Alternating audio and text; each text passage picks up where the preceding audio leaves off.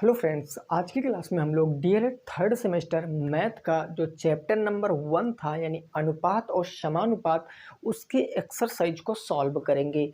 कल मैंने बेसिक आपको सारा बता दिया था, कुछ टाइप बच गए थे, उन टाइप को अब हम क्वेश्चन के हिसाब से करते जाएंगे और सारे कंसेप्ट मैं आपको बताता चलूँगा।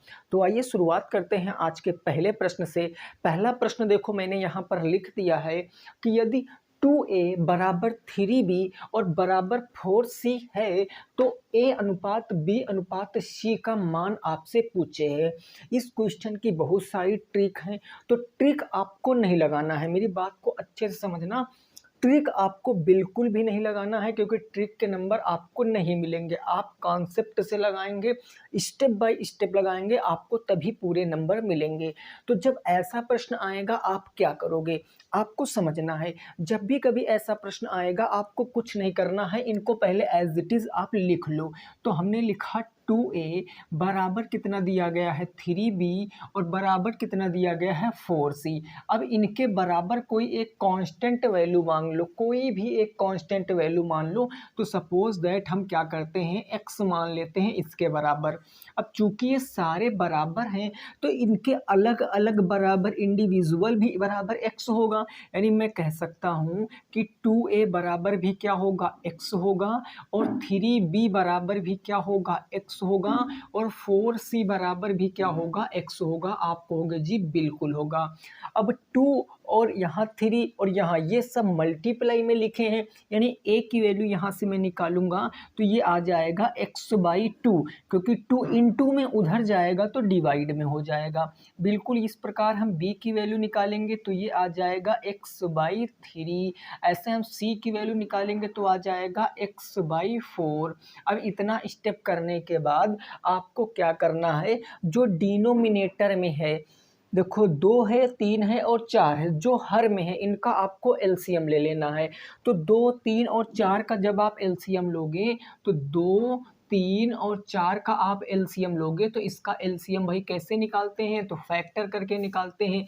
2 से काटेंगे 1 टाइम्स 3 कटेगा नहीं और ये 2 2 जा 4 हो जाएगा। फिर इसको हम 2 से फिर काट देते हैं, 1 टाइम्स 3 कटेगा नहीं, ये कट गया। 3 से काटेंगे तो ये और ये सारा एक एक बार में कट गया। तो एलसीएम कितना आएगा, 2 दूनी 4 तियां 12, यानी इनका एलसीएम कितना आ जाएगा, 12 आ जाएगा। अब हमें क्या करना है, इनके जो हर हैं उनके एलसीएम से इन सब में मल्टीप्लाई करा देना है। तो आइए मल्टीप्लाई कराते हैं, यानी यहाँ मल्टीप्लाई कराएंगे किससे, तो 12 से। यहाँ भी मल्टीप्लाई किससे कराएंगे, 12 से। यहाँ भी मल्टीप्लाई किससे कराएंगे, 12 से। समझ में आ गई बात। 2 से काटेंगे, 2 छंग 12, तो a बराबर कितना आ जाएगा, 6x आ जाएगा। ऐसे में b बराबर पूछूं कितना आएगा, तो 3 चौके 12, ये आ जाएगा 4x। ऐसे में c बराबर पूछूंगा कितना आ जाएगा, तो आप कहोगे 4 तियां 12, यानी ये आ जाएगा 3x। बस इसकी वैल्यू पता चल गई है। अब आप अनुपात बता सकते हो कि a अनुपात b अनुपात c कितना आएगा, 6x अनुपात 4x, और अनुपात कितना आएगा, 3x आ जाएगा। क्योंकि अनुपात मैंने कल बताया सबसे सरलतम रूप होता, जो कट रहा वो काट दो। सब में से x देखो कट रहा है तो x कट गया, यानी वैल्यू कितनी इसकी आएगी, 6:4:3 इस क्वेश्चन का आंसर होगा। तो आपको इस तरीके से क्वेश्चन को लगाना है, आपको तभी पूरे के पूरे नंबर मिलेंगे। कुछ भी दिया हो उनके बराबर आप एक कांस्टेंट वैल्यू मान लो, XYZ कुछ भी मान लो, और इन स्टेप को फॉलो कराओ, आपको पूरे नंबर मिलेंगे। तो फर्स्ट क्वेश्चन का आंसर आ गया 6:4:3। नोट कर लीजिए, ऐसा ही नेक्स्ट क्वेश्चन है और उसका आंसर बताने की आप कोशिश करना। बिल्कुल ऐसा ही क्वेश्चन है, ये सारे आपके बुक के प्रश्न हैं, जो साहित्य पब्लिकेशन की बुक आती है उस बुक के ये सारे क्वेश्चन हैं, ठीक है ना। नोट कर लिया भाई। चलिए नेक्स्ट क्वेश्चन नंबर 2 देखिए क्या कह रहा है। बिल्कुल ऐसा ही क्वेश्चन है, बस डिजिट केवल चेंज है, ठीक है ना, डिजिट चेंज है, बाकी ऐसा ही क्वेश्चन है। तो एक बार आप ट्राई करोगे, एक बार ट्राई करोगे, क्वेश्चन क्या कह रहा है उसको ज़रा समझिए। क्वेश्चन में एक बार देख लेता हूँ क्वेश्चन क्या कह रहा है। हाँ, क्वेश्चन कह रहा है कि इफ़ 5x बराबर दिया गया है 6y बराबर दिया गया है 7z, तो इस बार आप आपसे पूछ लिया है कि x अनुपात y अनुपात z का मान क्या होगा, what is the value of x ratio y ratio z, इसका मान क्या होगा। अब ऐसे क्वेश्चनों को हमने कैसे बताया लगाने के लिए, आप कुछ ना करिए, एक बार वीडियो को रोकिए, इस क्वेश्चन को लगाइए, फिर आप क्वेश्चन का आंसर मिलाइए, ठीक है ना। हम क्या करेंगे, इसके बराबर एक कांस्टेंट वैल्यू मानेंगे। तो हमने कहा सर ये जो 5x लिखा है ठीक है, इसके बराबर हमने क्या लिख दिया 6y लिखा है, इसके बराबर 7z लिखा है, इन सब के बराबर हम कोई एक वैल्यू इस बार m मान लेते हैं। आप x भी मान सकते हो, कुछ भी मान सकते हो, यानी हम कह सकते हैं 5x बराबर भी m होगा, ठीक है ना, 6y बराबर भी m होगा और 7z बराबर भी क्या होगा, m होगा। क्लियर बात। x की वैल्यू निकालेंगे यहाँ से, तो x की वैल्यू आ जाएगी m/5 और यहाँ से y की वैल्यू निकालेंगे तो m/6 आ जाएगी। यहाँ से हम z की वैल्यू निकालेंगे तो m/7 आ जाएगी। अब इन सब का हमें क्या ले लेना है, एलसीएम ले लेना है। 5, 6 और 7 का एलसीएम लेंगे तो इनमें कुछ कॉमन मिलेगा नहीं, इन सब का मल्टीप्लाई ही इनका एलसीएम होगा। तो 6 पंचे 30 और 30 को हम 7 से मल्टीप्लाई कराएंगे, 7 तिरिक 21, एलसीएम कितना आएगा, 210 आएगा। भाई आप इन एलसीएम को निकाल सकते हो, तो 210 से हम इसमें भी मल्टीप्लाई कराएंगे, 210 से हम इसमें भी मल्टीप्लाई कराएंगे और 210 से हम इसमें भी क्या करेंगे, मल्टीप्लाई करा देंगे। इतनी बात समझ में आ गई। 5 से काटेंगे, 5 चौके 20 और 5 दूनी 10 है ना, 42 पंचे 120। तो x का मान कितना आ जाएगा, x का मान आएगा 42m। ऐसे इसको काटेंगे तो 6 तिरिक 18, 3 बचा, 6 पंचे 30, 35। तो y का मान कितना आएगा, 35y आ जाएगा, 35m आ जाएगा। तो 35m हमने यहाँ पर लिख दिया। ऐसे अगर मैं z का मान निकालूंगा तो 7 तिरिक 21 हो जाएगा और ये हो जाएगा 30m। ठीक है, कोई दिक्कत नहीं। अब x अनुपात y अनुपात z हमसे पूछा था तो हम इजीली निकाल सकते हैं। भाई x की वैल्यू है 42m, अनुपात y की वैल्यू है 35m और z की वैल्यू है 30m। अब क्या करेंगे, सब में m मिल रहा कॉमन, तो m को हम क्या कर देंगे, कैंसिल आउट कर देंगे। तो आंसर क्या आएगा, 42 अनुपात 35 अनुपात 30। इस क्वेश्चन का क्या हो जाएगा, सही जवाब हो जाएगा 42:35:30 will be the right answer in this question. यही हो जाएगा इस प्रश्न का बिल्कुल राइट आंसर। ठीक है ना, यही क्या हो जाएगा, इस प्रश्न का बिल्कुल सही जवाब हो जाएगा। आप इसको नोट कर लीजिए, फिर नेक्स्ट क्वेश्चन देखते हैं क्या कह रहा है और उसको समझने की कोशिश करते हैं। क्वेश्चन नंबर 3, दूसरा क्वेश्चन आपके समझ में आ चुका है, ये बुक के क्वेश्चन है। क्वेश्चन नंबर 3 कह रहा है, जरा इसको समझिए, ये क्या कह रहा है, इसको लगाने की कोशिश आपको करनी है। क्वेश्चन नंबर 3 की ये कुछ इस प्रकार से है। क्वेश्चन नंबर 3 ये कह रहा है कि 4/7, 4/7 ये बटे में लिख गया, सॉरी, 4:7, 4:7 और भाई देख लें कितना है, 4:7, हाँ 4:7 और 7:11 में कौन बड़ा है ये आपको बताना है। कौन बड़ा है ये आपको बताना है, तो जल्दी से आप कोशिश कीजिए इस क्वेश्चन को लगाने की, कौन बड़ा है ये आपको बताना है। क्वेश्चन नंबर 3 है 4:7 और 7:11 में कौन बड़ा है ये आपको बताना है। तो फटाफट आप एक बार बताने की कोशिश कीजिए, ठीक है ना भाई, फटाफट एक बार आप बताने की कोशिश कीजिए क्या आएगा इस क्वेश्चन का राइट आंसर। भाई कैसे हम बड़ा छोटा बताते हैं, तो हम इसको लिखते हैं बटे में और इसको भी क्या लिखेंगे, हम बटे में लिखेंगे। हम अंशों का क्या ले लेते हैं, लासा ले लेते हैं। 7 और 11 का लासा 77 होता है ना, 77 होता। तो इसको 77 बनाने के लिए 11 से नीचे मल्टीप्लाई 11 से ऊपर, इससे 7 से नीचे और 7 से ऊपर, तो ये आ जाएगा 44 डिवाइडेड बाई 77 और ये हो जाएगा 49 ये कितना हो जाएगा भाई 49 और डिवाइडेड बाई 77, हर बराबर हो गए तो जिसका अंश बड़ा वो बड़ा हो जाएगा। कौन सी बड़ी हो जाएगी? ये वाली संख्या। और ये किसकी है? 7:11, यानी हम कहेंगे 7:11 इज ग्रेटर देन 4:7। 4:7 से बड़ा है क्या? 7:11। यही इस क्वेश्चन का क्या आएगा? राइट आंसर हो जाएगा। तो क्वेश्चन नंबर 3 का सही जवाब क्या आएगा? ये हो जाएगा, ये बड़ा है और ये छोटा है, ठीक है ना। नोट कीजिए। नेक्स्ट अगला प्रश्न देखते हैं और उस प्रश्न को लगाने की कोशिश करते हैं, क्वेश्चन नंबर 4 को। बात समझ गए हो ना? ठीक है, देखो सारे क्वेश्चन कंसेप्ट से ही आपको लगाना है, बिल्कुल भी ट्रिक को अप्लाई मत करना, ना ही ट्रिक को भी आपको कोई आवश्यकता है। अगर आपको अच्छे नंबर गेन करने हैं तो आपको कंसेप्ट से ही क्वेश्चन को लगाना होगा, ठीक है। क्वेश्चन नंबर 4 क्या है, जरा इसकी बातों को समझना।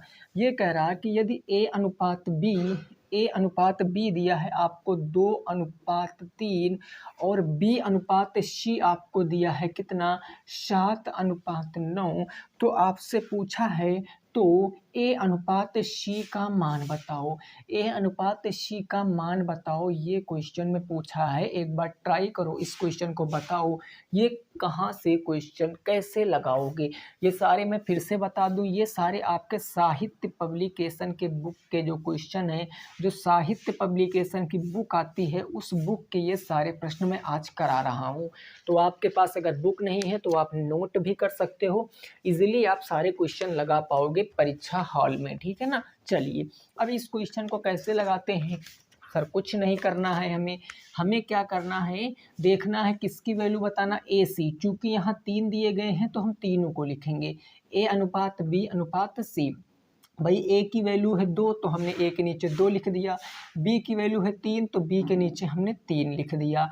अब यहाँ बी की वैल्यू है 7 तो बी 7 बी के नीचे 7, और सी की वैल्यू कितनी है 9 तो सी के नीचे 9। अब इसके बगल खाली स्थान तो कौन भरेगा? ये 3 भरेगा।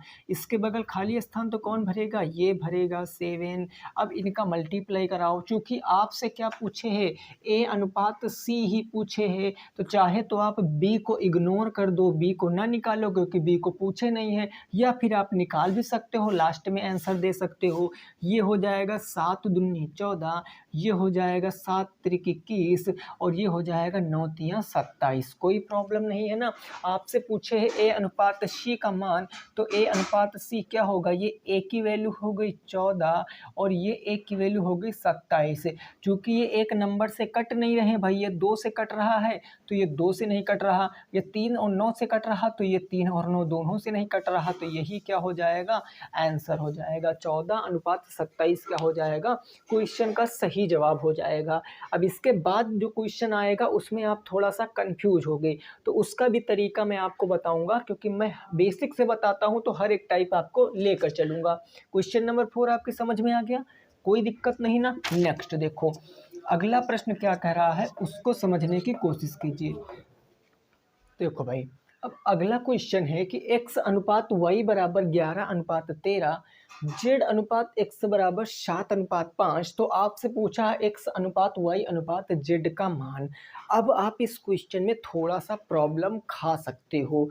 कैसे? तो जरा मैं आपको बताता हूँ। जिसका मान पूछे है, देखो आप ऐसे करोगे कि x अनुपात y अनुपात z। आप कहोगे x की वैल्यू कितनी है 11, आपने 11 लिख लिया, y की वैल्यू है 13 तो आपने 13 लिख लिया। लेकिन जैसे ही आप यहाँ पहुँचोगे तो z की वैल्यू हो जाएगी 7, तो z की वैल्यू आप कहाँ पर लिखोगे? यहाँ लिखोगे या यहाँ लिखोगे? तो आप कहोगे मैं यहाँ लिखूँगा। और x की वैल्यू कितनी हो जाएगी? x की वैल्यू 5 हो जाएगी, तो x की वैल्यू 5 हो गई। अब बात ये आएगी कि इस खाली वाले स्थान पर क्या आएगा। भाई ये वाला नंबर तो यहाँ चला जाएगा, कोई दिक्कत नहीं, लेकिन इस स्थान पर क्या आएगा? तो ऐसा जब भी कभी आप देखोगे तो आप क्या करोगे? ये मेथड नहीं लगाओगे, फिर ये मेथड नहीं अप्लाई होगा वहाँ पर, ठीक है ना। तो क्या अप्लाई होगा उस बात को समझो। सबसे पहले देखो क्या दिया गया है, x अनुपात y आपको दिया गया है 11:13। दोबारा आपको दिया गया है z अनुपात x कितना दिया गया है? तो 7:5 दिया गया है, कोई दिक्कत नहीं है। अब आप यहाँ पर एक बात ऑब्जर्व करो, देखो दोनों में कॉमन क्या है? तो दोनों दोनों में कॉमन x मिल रहा है कि नहीं मिल रहा है भाई, दोनों में कॉमन x मिल रहा। और यहाँ पर x की वैल्यू क्या है 11 और 5 है भाई, x की वैल्यू 11 और 5 है। यहाँ पर x सेम है तो यहाँ इनकी वैल्यू भी सेम होनी चाहिए। तो इनकी वैल्यू कैसे सेम करेंगे, उनका एलसीएम लेकर 11 और 5 का एलसीएम ले लेंगे। अगर हम यहाँ पर आपसे कहें कि आप एलसीएम लोगे किसका 11 और 5 का, तो कितना आ जाएगा 55, 55 आ जाएगा। अब 11 को 55 बनाने के लिए आप पूरे अनुपात में 5 से मल्टीप्लाई करा दोगे, यहाँ पूरे अनुपात में 11 से मल्टीप्लाई करा दोगे। तो फिर से नेक्स्ट स्टेप में क्या आ जाएगा x अनुपात y, 5 का 11 से कराओगे तो 55 आ जाएगा, 5 का 13 से कराओगे तो 65 आ जाएगा। और नीचे z अनुपात x कितना आ जाएगा 11 सत्ते 77 आ जाएगा और 11 पच्छे कितना हो जाएगा 55 हो जाएगा।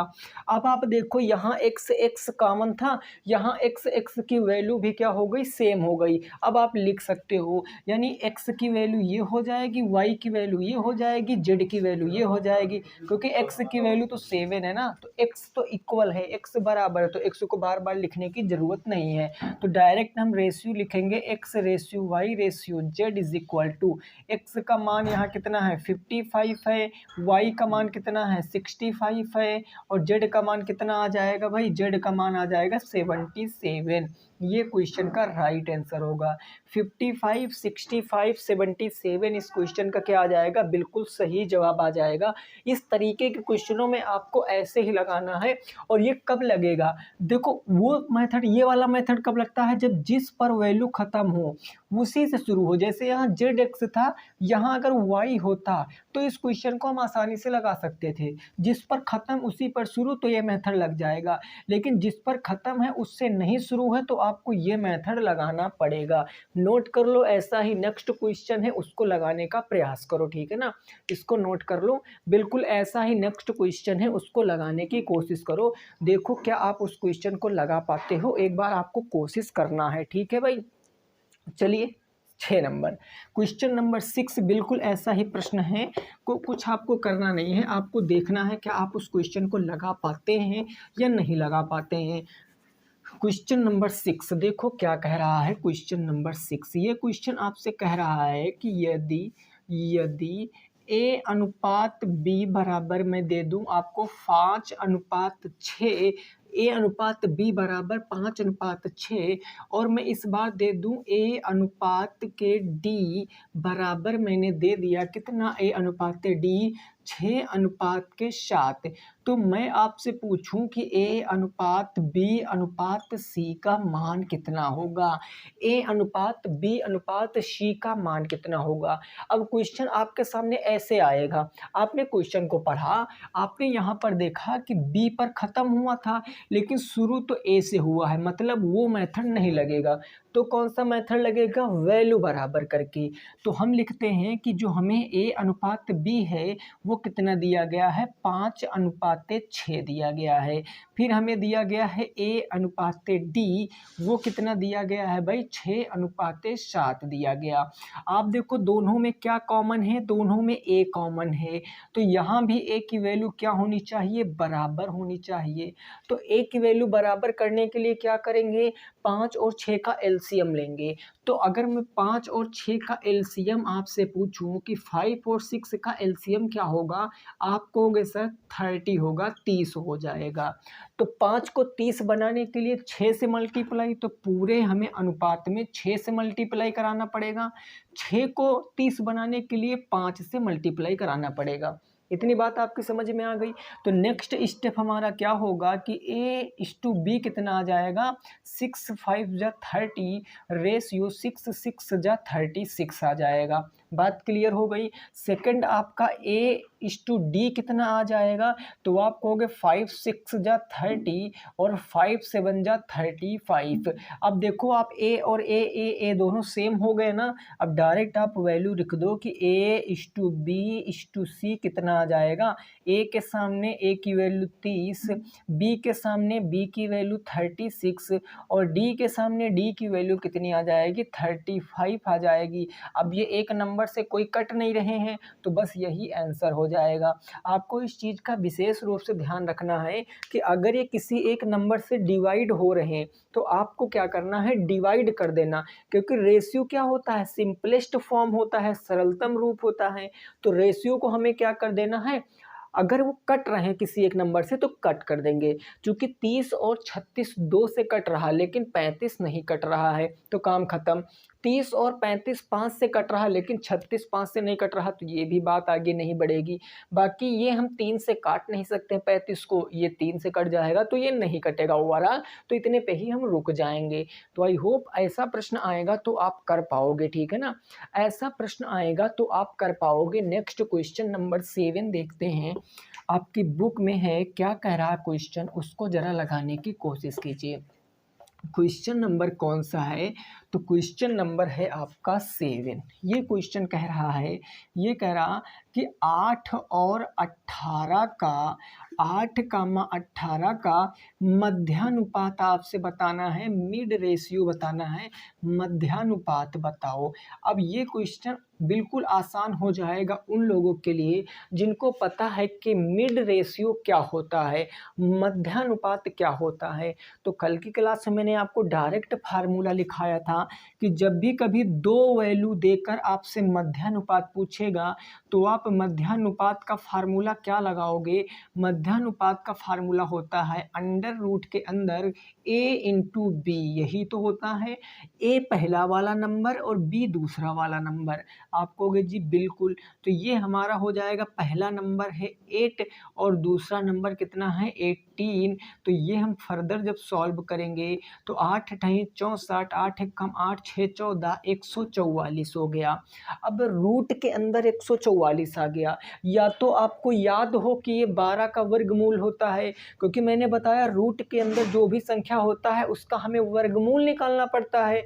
तो अगर आपको याद है तो आप डायरेक्ट लिख सकते हो 12 आंसर आएगा। अगर मान लिया बड़ा नंबर आ गया, नहीं याद है, तो उसका भी इलाज है, आपको इस नंबर को ऐसे लिखना है और इसके क्या करने हैं, फैक्टर करने हैं। अब आप कहोगे 2 से काटेंगे 7 टाइम्स, 2 से काटेंगे 2 टाइम्स, फिर आप इसको 2 से काटोगे 36 टाइम, फिर 2 से काटोगे 18 टाइम, फिर 2 से काटोगे 9 टाइम्स और 9 को काटोगे 3 से और फिर 3 को काट दोगे 1 से। ऐसे आप कर लोगे।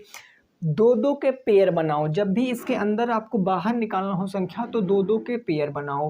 बन गए, प्रत्येक पेयर से आपको एक ले लेना है, इन सब का मल्टीप्लाई कराओ, तो मल्टीप्लाई कराओगे 2:2:3, तो 2 दूनी 4 तियाँ 12 क्या आ जाएगा, इस क्वेश्चन का राइट आंसर आ जाएगा। 12 क्या हो जाएगा, इस क्वेश्चन का बिल्कुल सही जवाब हो जाएगा। उम्मीद करते हैं कि आपको चीज़ें समझ में आ गई होंगी। आपको चीज़ें समझ में आ गई है ना। आओ नेक्स्ट अगले क्वेश्चन पे पहुंचते हैं। अगला क्वेश्चन नंबर 8 देखते हैं क्या कह रहा है और इसको समझने की कोशिश करते हैं। प्रश्न संख्या 8 की, प्रश्न संख्या 8 की, क्वेश्चन नंबर 8 भी मिड रेशियो का ही है। तो क्वेश्चन आपसे कुछ इस प्रकार से कह रहा है, हाँ क्वेश्चन कह रहा है कि 36 और 36 और 25 का मध्यानुपात बताओ। 36 और 25 का आपको क्या बताना है, मध्यानुपात बताओ।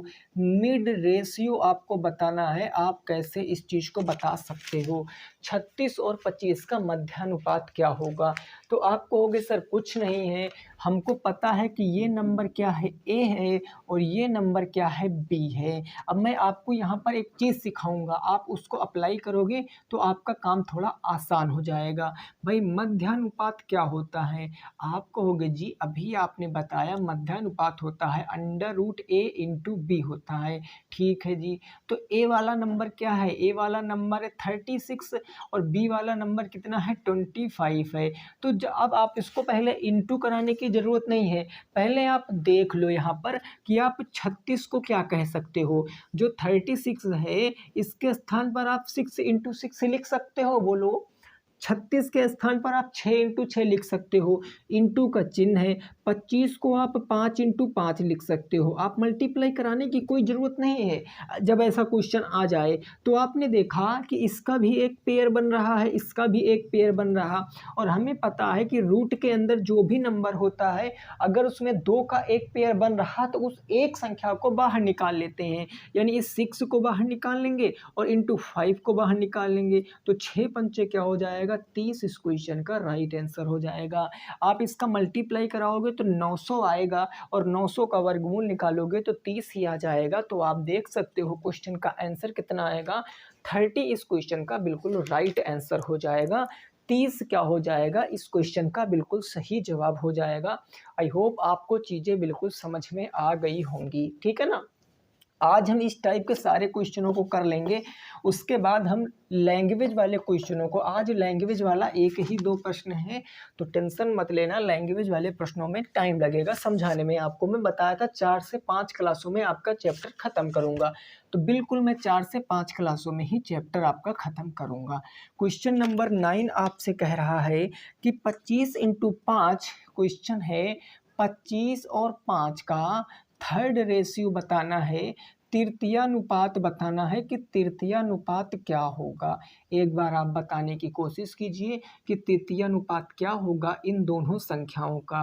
अब याद करो कल मैंने क्या बताया था कि जब 2 नंबर दिए गए हों, ये ए है और ये बी है, और इनका थर्ड रेशियो पूछे, तृतीयानुपात पूछे, तो हम कैसे बताए थे तृतीयानुपात क्या होता है। एक बार आप लोग बताओ तृतीयानुपात क्या होता है, तो आप कहोगे आपने बताया था जो सेकंड वाला नंबर है उसका स्क्वायर करके फर्स्ट वाले नंबर से डिवाइड कर देते हैं, यही तृतीयानुपात होता है।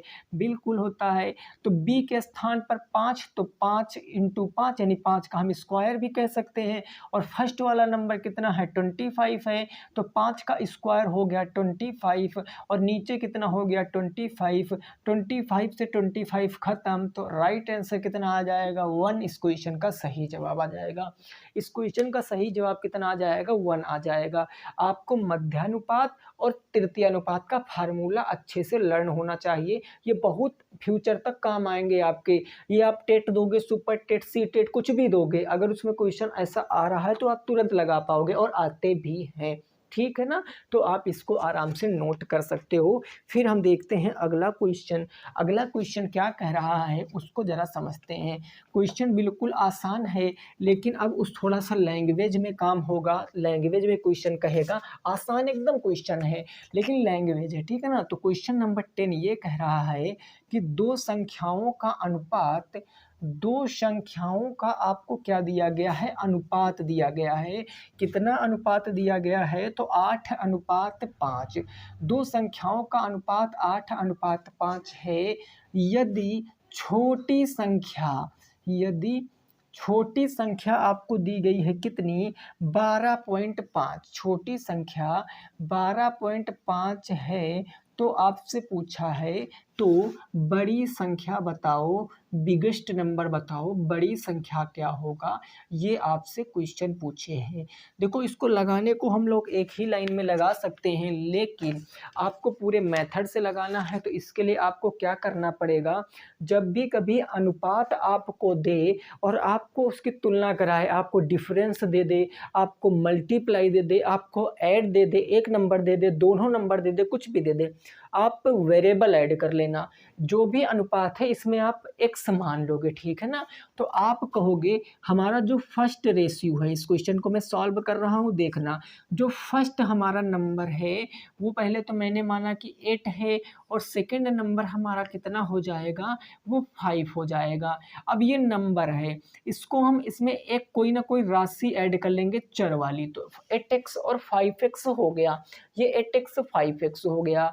ये राशि क्यों ऐड करते हैं, इसका आंसर आप बता सकते हो कि अनुपात में हम कोई ना कोई राशि क्यों ऐड करते हैं? क्योंकि अनुपात सबसे सरलतम रूप होता है, वो फिक्स नहीं होता कि यही नंबर हो, इसीलिए उनको हम एक्चुअल नंबर बनाने के लिए उसमें एक राशि ऐड करते हैं। इस राशि को हम ऐड करेंगे, अब इसकी कंपेयर, इसकी तुलना हम किससे करेंगे? जो दिया गया। अब आप देखो यहाँ पर छोटी संख्या कौन सी है, 8x है कि 5x है? तो आप सीधे बता सकते हो कि सर छोटी संख्या 5x है। और आपको कितना दिया गया छोटी संख्या? 12.5। ये 12.5 दिया गया है छोटी संख्या। 5x बराबर 12.5। बड़ी संख्या क्या हो जाएगी? x का मान निकालोगे तो x बराबर 5 बटे में, गुणे में उधर जाएगा बटे में, तो ये हो जाएगा 5 बटे में। काटेंगे तो 5 दूनी 10 हो जाएगा, 2 बच्चा उधर जाएगा 25, 5 पंजे 25। x की वैल्यू कितनी आएगी? 2.5 आएगी। अब आपसे पूछा है कि बड़ी संख्या क्या होगी? बड़ी संख्या ये है ना, तो इसमें x की वैल्यू रखोगे 8x इंटू 2 पॉइंट कितना हो जाएगा? 5 हो जाएगा। तो 25 अट्ठे कितना होता? 200, यानी 20 आंसर आ जाएगा। 8 पंच 40, 8 दूनी 16, 4 20। पॉइंट एक अंक पहले लगा था तो एक अंक पहले, यानी राइट आंसर कितना आएगा? 20 आ जाएगा। यानी बड़ी संख्या कितनी होगी? 20 होगी इस क्वेश्चन का सही जवाब। तो जब भी कभी लैंग्वेज में क्वेश्चन बनेगा और आपको इस तरह से कुछ आइडिया आपको दिया गया होगा कि ये करना है, तो आप जो भी अनुपात है उसमें आप x मान लेना इस तरीके से। फिर क्या दिया गया है उस प्रोसेस को आप वहां पर अप्लाई करना और अपना आंसर निकालना। अगला क्वेश्चन दे रहे हैं, इसको जरा एक बार ट्राई करो, ठीक है ना। अगला क्वेश्चन दे रहा हूं, इसको एक बार आपको ट्राई करना है। क्वेश्चन नंबर 11 का राइट आंसर क्या आएगा ये आपको बताना है। क्वेश्चन नंबर 11 का राइट आंसर क्या आएगा ये आपको बताना है। तो कैसे आप इस क्वेश्चन को लगाओगे जरा आप देखिए। क्वेश्चन नंबर 11 क्या कह रहा है? कह रहा है कि यदि दो संख्याओं का अनुपात, यदि दो संख्याओं का आपको क्या दिया गया है? दो संख्याओं का अनुपात आपको दिया गया है कितना? तो वो दिया गया है 11:6। 11:6 है, 6 है, ठीक है ना। तथा उनका अंतर इस बार दिया गया, डिफरेंस दिया गया, तथा उनका जो अंतर है, जो डिफरेंस है, वो कितना दिया गया है? 7.5। 7.5 है। तो कहा गया है संख्याएं बताओ, दोनों संख्याएं आपको बतानी है। संख्याएं क्या होंगी वो आपको बताना है। तो इस क्वेश्चन को आप कैसे लगाओगे आप एक बार कोशिश कर लीजिए। बिल्कुल आसान प्रश्न है, आपको स्टेप बाय स्टेप लगाना है और जवाब बताना है इस क्वेश्चन का क्या होगा। कैसे आप इस प्रश्न को लगाओगे? आप कहोगे सर हमें कुछ नहीं करना है, हम मान लेंगे हमारा जो फर्स्ट नंबर है और जो सेकंड नंबर है वो क्या क्या दिया गया है।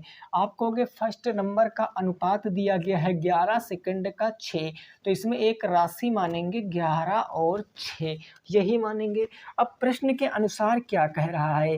देखो प्रश्न कह रहा है कि दोनों का जो अंतर है वो क्या दिया गया है? 7.5। और इसके हिसाब से अंतर क्या होगा? 11x माइनस के 6x। अंतर का मतलब होता है डिफरेंस, और बराबर कितना हो जाएगा? बराबर कितना दिया गया? 7.5 दिया। x का मान निकाल लो, संख्याएं बता दोगे। 11x से 6x जाएगा तो 5x बचेगा, और यहाँ कितना बच गया? 7.5। 5 इंटू से उधर जाएगा बटे में, तो 7x बराबर 7.5 divided by into divided by 5। तो 5 से काटेंगे तो 1 टाइम्स में 2 बचा, तो 5 से, यानी x की वैल्यू कितनी आ गई? 1.5 आ गई। x का मान कितना आ गया? 1.5 आ गया। अब यहाँ क्या करेंगे? मान रखेंगे, क्योंकि हमसे क्या पूछे हैं? संख्या। अब संख्या यही है ना, तो 11 इंटू 1.5 करोगे तो 11 पच्छे 55, 11 एकम 11, 11 5 16, एक अंक पहले लगाओगे तो पहली संख्या आ जाएगी 16.5। अगली संख्या में यहाँ देखोगे तो 6 इंटू रखोगे वैल्यू तो 1.5 और 15 छक्का कितना होता है, 15 पचे 75, 15 छक्का 90 और 0 दशमलव के पीछे लगाओगे यानी दूसरी संख्या क्या हो जाएगी 9। पहली संख्या आ गई 16.5 और दूसरी संख्या आ गई 9। अगर उत्तर की जांच करना चाहते हो तो आप देखोगे इन दोनों में डिफरेंस 7.5 का ही है। तो क्वेश्चन के हिसाब से हमारा जो आंसर आया वो बिल्कुल राइट है, यानी जो पहला नंबर है 16.5 है, जो दूसरा नंबर है वो 9 है। ये प्रश्न का क्या हो जाएगा, जवाब हो जाएगा। ठीक है ना, ये प्रश्न का क्या हो जाएगा भाई, सही जवाब हो जाएगा। इस प्रश्न को आपको क्या करना है, समझना है अच्छे से। बात समझ में आ गई है ना। तो ये हमारे क्या थे, 11 क्वेश्चन थे। आज की क्लास में हमने कितने प्रश्न डिस्कस किए हैं, 11 प्रश्न डिस्कस किए हैं मेरे भाई। अभी बिल्कुल बेसिक से मैं आपको पढ़ा रहा हूँ, बिल्कुल बेसिक से। ये मान के चलिए कि आप चाहे फ्रेशर स्टूडेंट हो या आपका बैक लगा हो, मैटर नहीं करता है अगर आप रेगुलर डटे रहोगे और निरंतर आप प्रयास करते रहोगे, क्योंकि प्रैक्टिस मेक परफेक्ट, सीधी सी बात है। किसी भी चीज़ में आपको सफलता हासिल करनी है तो आप उसकी जितनी प्रैक्टिस कर पाओ, जितना ज़्यादा प्रैक्टिस कर पाओ उतना ज़्यादा आप उस क्वेश्चन को प्रैक्टिस कीजिए, उतना ही अच्छा आपके लिए होगा। तो आपको मैंने लगभग इससे क्वेश्चन करा दिए। अभी इसमें बहुत टाइप के क्वेश्चन बचे हैं।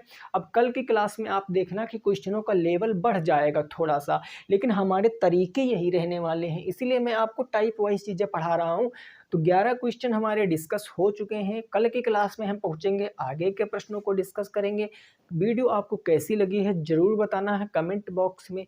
वीडियो की क्वालिटी मेरे दोस्तों थोड़ा सा अभी डाउन चल रही है, रीज़न मैंने आपको इससे पहले भी बताया था, लाइट प्रॉब्लम की वजह से। ठीक है ना, तो कोई दिक्कत नहीं है, धीरे धीरे इन फ्यूचर हम लोग सही कर लेंगे। आपका लॉस ना हो, क्योंकि मई में आपके पेपर हैं, तो धीरे धीरे पढ़ेंगे हम लोग तो 1 से 1.5 महीने लग जाएंगे पूरा सिलेबस कवर करने में। तो इसीलिए मैंने सोचा अब स्टार्ट करते हैं। बच्चे जो हैं, स्टूडेंट जो हैं, विद्यार्थी हमारे साथी दोस्त जो भी हैं, वो क्या करेंगे, समझ जाएंगे। ठीक है ना, तो चलिए मिलेंगे नेक्स्ट क्लास में। तब तक सभी साथी रखेंगे अपना ख्याल। जय हिंद, जय भारत और वंदे मातरम।